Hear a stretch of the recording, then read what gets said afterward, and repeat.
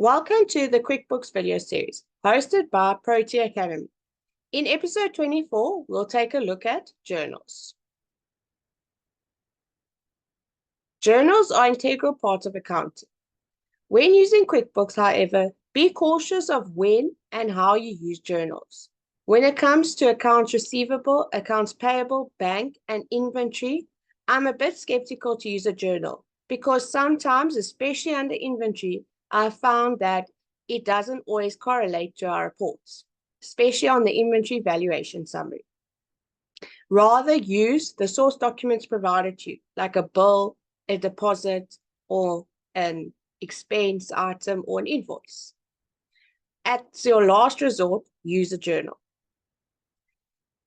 How we create journals is we go to the plus new button and then we would click on journals under other. First, you would change your dates. We mostly use journals for accounting entries such as accruals and prepayments. QuickBooks does allocate a journal number, but I find it best practice to keep detailed journal numbers because journals can often prove difficult to find later on. So the more detailed your journal number, the easier it is to find. Then we'll add our account. Let's say we're creating an accrual. We'll add the accrual account and the amount we are accruing for. You then would add your description as to what the accrual relates to. Let's say we're adding an advertising accrual. Accruals are items that we know we should have paid in this month, bills that we should have paid in this month, but we have not yet received the bill.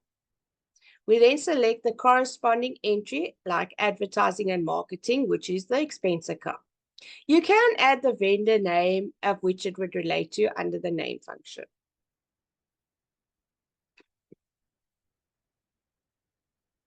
You also are given quite a few lines. Sometimes in accounting, you need to add multi-line journal entries.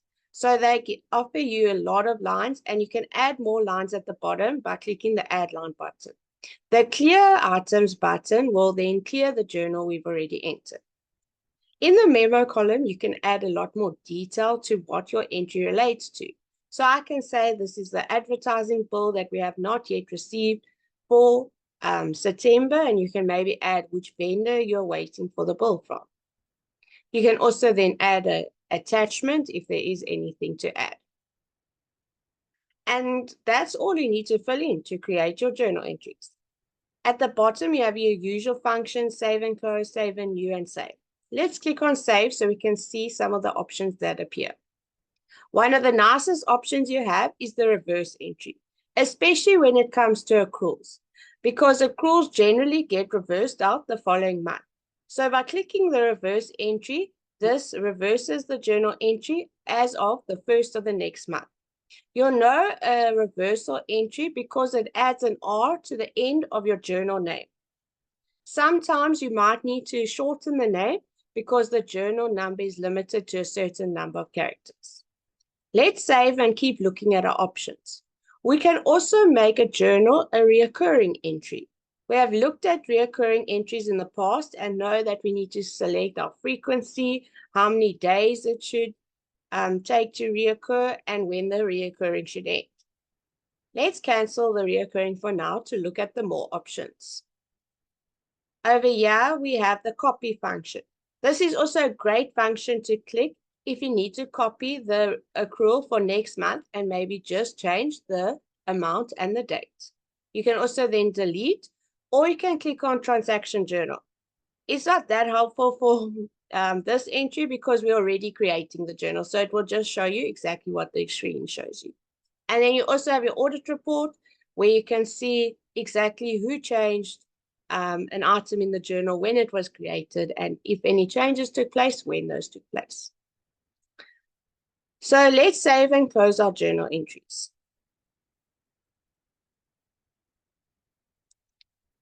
There isn't really a great report to just pull journal entries, a transaction type journal entries.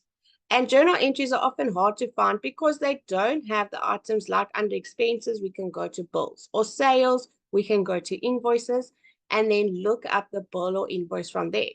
So your best option is to go to the magnifying glass and go to more transaction detail. Over here, you are given options to filter by.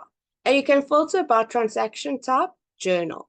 You can also pass further filters like the date, the memo, the amount, the customer or vendor, and this will help you to filter down and find that journal entry.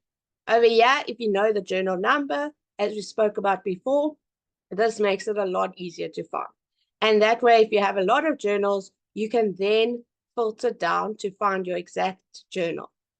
If you need to pull a journal report, you can select a date that you would like to pull the report for, and then that will pull up all journal entries in that date, and you just select journal, transaction type journal, and then you would click the export to Excel button, and that would actually give you a report of all your journal entries made for that period. And that's journal entries. Thank you for watching Protea Academy's QuickBooks video series. In the next episode, we'll take a look at classes and departments.